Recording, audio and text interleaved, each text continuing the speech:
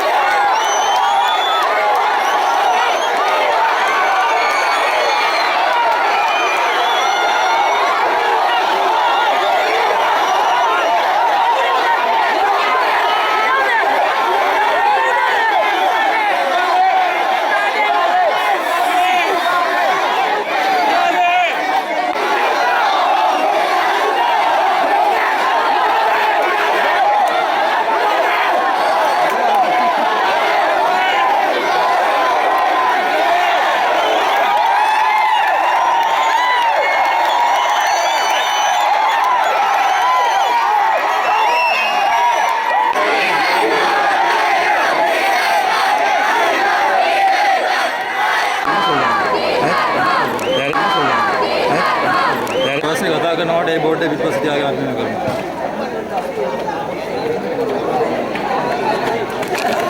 இன்றைக்கு இந்த ஆர்ப்பாட்டம் செய்கிறதுக்கான காரணம் எங்களோட ஸ்கூலுக்கு நியமிக்கப்பட்ட அதிபர் பல பாடசாலையில் இருக்கிற போது பல கிரிமினலோட தொடர்பான குற்றச்சாட்டுகள் சுமத்தப்பட்டவர். இவர் எங்கட ஊர்ல அன்னூர் ஆரம்ப பாடசாலையில் இருக்கிற போது இவருக்கு எதிரான கம்ப்ளைண்ட் செய்யப்பட்டு இவரை அங்குள்ள ஆசிரியர்களுக்கு அழுத்தம் பிரயோகிக்கலாம் என்றபடியால் இன்னொரு பாடசாலைக்கு அவரை டிரான்ஸ்ஃபர் பண்ணிக்கிற போது அதிகாரிகள் எத்தனையோ பேர் ஒரு தேசிய பாடசாலைக்கு ஒரு அதிபர் வர வேண்டும் என்று சொன்னால் நிறைய அதிகாரிகள் கையொப்பமிட வேணும். ஒரு ஒழுக்காற்று நடவடிக்கைக்கு கீழுள்ள ஒத்தர அல்லது ஒழுக்காற்று நடவடிக்கை முடிந்த ஒத்தர அதை மறைத்து கையொப்பம் வைத்து எங்கட பாடசாலைக்கு நியமித்திருக்கிறார்கள். இந்த ஆசிரியர்கள் இவரால் பாதிக்கப்பட்டவர்கள் 2016ஆம் ஆண்டு கம்ப்ளைண்ட் பண்ணியிருக்கிறார்கள். 2024 வரை இவர்களுக்கான விசாரணை முடிவடையவில்லை. அதிகாரிகளை தொடர்பு கொண்ட போது ஃபைல்களை தூக்கிவிட்டார்கள் என்கிறார்கள். ஒரு அரச நிறுவனத்தில் இவ்வாறு ஃபைல்களை தூக்குவது என்பது எவ்வாறு நடக்க முடியும்? ஆகவே நாங்கள் சொல்கிறோம், கல்வி அமைச்சால் எத்தனையோ குழுக்கள் நியமிக்கப்பட்டு விட்டன. அவைகளுடைய விசாரணைகளில் எங்களுக்கு நம்பிக்கை இல்லை. அவர்கள் கல்வி அமைச்சின் அதிகாரிகளை பாதுகாக்க முயல்கிறார்கள். சென்ற முறை கூட இவர விசாரணையை மாகாணத்திலிருந்து மீண்டும் ஆரம்பிப்பதற்காக ஒருவர் அந்த பாடசாலையில் சாட்சி சொன்ன அனைத்து ஆசிரியரிடம் வாக்குமூலம் வாங்காமல் ஒரு அதிகாரி இங்கே இருக்கிற ஒரே ஒரு ஆசிரியரிடம் மாத்திரம் வாக்குமூலம் சென்றிருக்கிறார். இதன் மூலம் நீதியான தீர்ப்பு கிடைக்க முடியாது. ஆகவே நாங்கள் சொல்கிறோம், ஜனாதிபதி இது தொடர்பான ஒரு ஆணைக்குழுவை நியமித்து, கல்வி அமைச்சின் ஆணைக்குழு விசாரணை குழுக்களை நம்பிக்கை இல்லை, ஜனாதிபதி விசாரணை குழு ஒன்றை நியமித்து இதை விசாரணை நடக்க வேண்டும். ஃபைல் எவ்வாறு இல்லாமல் போனது என்பதை விசாரிக்க வேண்டும். லஞ்ச ஊழல் ஆணைக்குழு இது தொடர்பாக தேடி பார்க்க வேண்டும். 2014 2024 வரை ஒருவருக்கு நீதி கிடைக்கவில்லை என்றால் அந்த பாதிக்கப்பட்டவர்களுக்கு எப்போது நீதி கிடைக்கும்? அரசு அதிகாரிகள் மக்களின் வரிப்பணத்தால் சம்பளம் பெறுகிறார்கள். ஒரு விசாரணையை இவ்வளவு காலம் தாழ்த்துவது ஏன் என்பதை, ஃபைல் இல்லாமல் போனது எவ்வாறு என்பதை லஞ்ச ஊழல் ஆணைக்குழு விசாரிக்க வேண்டும். அவ்வாறும் செய்யவில்லை என்றால் எங்களுடைய நீதித்துறை மீது எங்களுக்கு நம்பிக்கை இருக்கிறது. நாங்கள் கோர்ட் ஆஃப் அப்பீலிலே மேன்முறையீட்டு நீதிமன்றத்திலே அரசு அதிகாரிகள் ஒழுக்காற்று விசாரணையின் கீழ் உள்ள ஒருவரை அல்லது ஒழுக்காற்று விசாரணை முடிந்த ஒருவரை எவ்வாறு ஒரு தேசிய பாடசாலைக்கு கையொப்பமிட்டு நிறைய அதிகாரிகள் கையொப்பமிட வேண்டும் நியமித்தார்கள் என்பது தொடர்பாக நீதிமன்றத்திலே கேள்வி எழுப்புவோம் என்பதையும் தெரிவித்துக் கொள்கின்றேன்.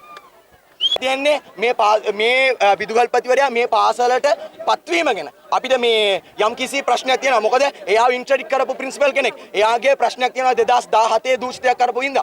එතකොට එයාගේ ඒ ප්‍රශ්නය තියෙනකොට ඔව් ඒ ෆයිල්ස් ඔක්කොම අපි දීලා තියන්නේ මේ අපේ අධ්‍යාපන අමාත්‍යාංශයට දීලා තියන්නේ. එතකොට එහෙන් තමයි ඒ දේවල් අපි මොන මෙහෙයුම් කරන්නේ. හරි, thank you. இங்கு குழுமி இருக்கின்ற பழைய மாணவர்கள், பாடசாலையின் அபிவிருத்தி சங்கம், மத்திய நிர்வாக சபை, அனைத்து பெற்றோர்கள், அடுத்த பாடசாலை மாணவர்கள், ஆசிரியர்கள் அனைவரதும் பாடசாலையாக இருக்கிறது. இந்த பாடசாலையில் கல்வியில் கற்று வெளியேறியவர்கள் தேசிய ரீதியிலும் சர்வதேச ரீதியிலும் பெயர் பெற்ற பாடசாலையாகத்தான் இந்த பாடசாலை இருக்கிறது. இந்த பாடசாலை இப்போது குழி தோண்டி புதைக்கப்பட்டுள்ளது. அதிபரின் அரசியல் ஆளுமை, அதிகாரிகளின் ஆளுமையை பயன்படுத்தி அவர் முழுமையான முயற்சியில் இருக்கிறார் இந்த பாடசாலையை தங்க வேண்டும் என்பதற்காக. ஆகவே எங்களுடைய முழு முயற்சியும் இங்க பாடசாலையை விட்டு அதிபரை வெளியேற்றி இந்த பாடசாலையை மாணவர்களின் உரிமையை மீட்டுக் கொடுப்பதுதான் எம்முடைய முழு முயற்சியாக ஆசிரியர்களாகிய நாமும் பெற்றோர்களாகிய பழைய மாணவர் சங்கமும் பள்ளி நிர்வாகங்கள் அனைத்தும் கொண்டு சேர்ந்து இந்த அரும்பணியில் ஈடுபட்டிருப்பது பாடசாலை மாணவர்களின் உரிமையை மீட்டுக் கொடுக்க வேண்டும் என்கின்ற ஒரே நோக்கத்தில் மாத்திரம். எனவே தயவு செய்து அதிபர் அவர்களே, இந்த பாடசாலையை விட்டு உடனே வெளியேறி இந்த பாடசாலையை மாணவர்களுக்கான உரிமையை பெற்றுக் கொடுப்பதற்கு உதவி புரியுங்கள். பாடசாலை விட்டு நீங்கள் இன்றிலிருந்து விளைய பட்சத்திலேயே எம்முடைய போராட்டத்தை நாம் கைவிடுவோம் என்பதை